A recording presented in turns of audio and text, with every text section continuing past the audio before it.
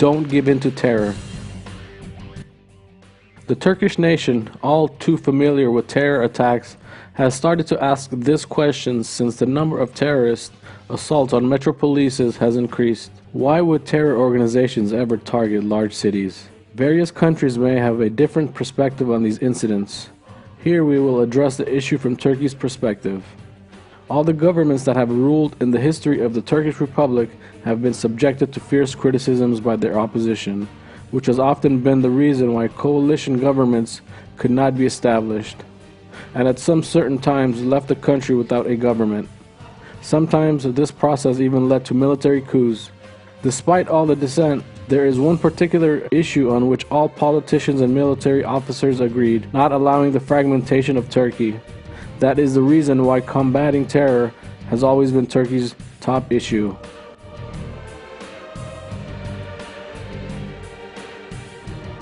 The major reason why terror has spread to Turkish cities is the failure of terror organizations to achieve their goals in rural areas. A terrorist amplifies the perfidious idea of terror even more by targeting civilians in the cities. He attempts to instill insecurity in the public. He believes that people will resort to uprisings with which states would be unable to cope.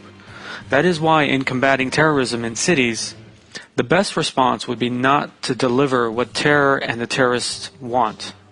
Then the question is, what does terror want? Terrorists largely seek to instill feelings of fear and to spread panic among the masses. Terrorists seek to demoralize the masses. They want to set people and institutions against one another. Their ultimate goal is to undo the fabric of society by means of violence and intimidation, by generating hatred, paranoia, and mistrust. Feelings of fear create uneasiness among the people. A terrorist considers an uneasy people as a potential mass that will react against its own state, or stage an uprising and likely to lay the backdrop for hatred. He knows that states cannot be long-lasting when hatred is widespread in a society. What a terrorist dreads most is solidarity within a society.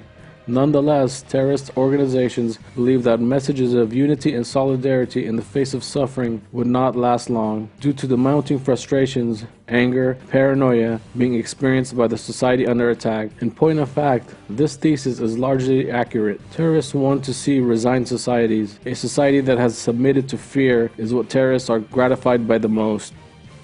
If their threats have made an impact, if people are crying and saying how desperate and depressed they are, and if they lock themselves in their homes out of fear, then it means for the terrorists that their attacks were quite successful. A few days before the Istanbul terror attack on March 2016, Germany closed its consulates and schools in Turkey. This was exactly what the terrorists sought. Being an unusual practice, this measure baffled the Turkish nation. Although there were some who agreed with Germany's approach immediately after the attack, the Turkish public mostly viewed this practice as desperate fear against terror. Immediately after the attack, a minority that could not get over its fear of terror took every opportunity to voice its concerns about going out. Acting upon a reflex of pain, they were actually delivering what the terrorists wanted through illogical and incoherent warnings. Perhaps they were unaware that terrified people shut up in their own homes was exactly what the terrorists were looking for. They didn't notice how irrational and how wrong it was to leave the country's public spaces to the terrorists. Once terror hits a metropolis, evacuating schools, official buildings, and streets would be tantamount to defeat. So is leaving public spaces to terrorists and creating an image of being daunted, and thus making terrorists feel that their efforts have made an impact. Though unintentional, this is a helpless reflex. It serves the purpose of terror. Combating terror is not only the responsibility of police officers and military officers. It is an all-out struggle that must be carried out together with people. It must have zero tolerance for fear. If terror has not made people weep, if it instead brought forth a sense of solidarity among them, if people are resolute about not allowing their homelands to fall into the hands of terrorists, then the acts of the terrorists have failed. That is why assuming a timid stance and avoiding going out is unbecoming to those states combating terror, especially Turkey. Surely caution is needed at crowded places, and due to measures must be undertaken. Nevertheless, we need to keep in mind that death will find anyone at any moment. The Turkish military and police officers are brave in their struggle.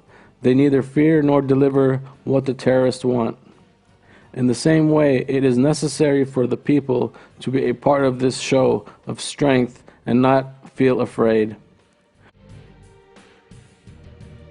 The collaboration of the security forces with the people signifies that terrorism and terrorists can never take shelter in that country. People's will, their resolve, and courage always frighten a terrorist.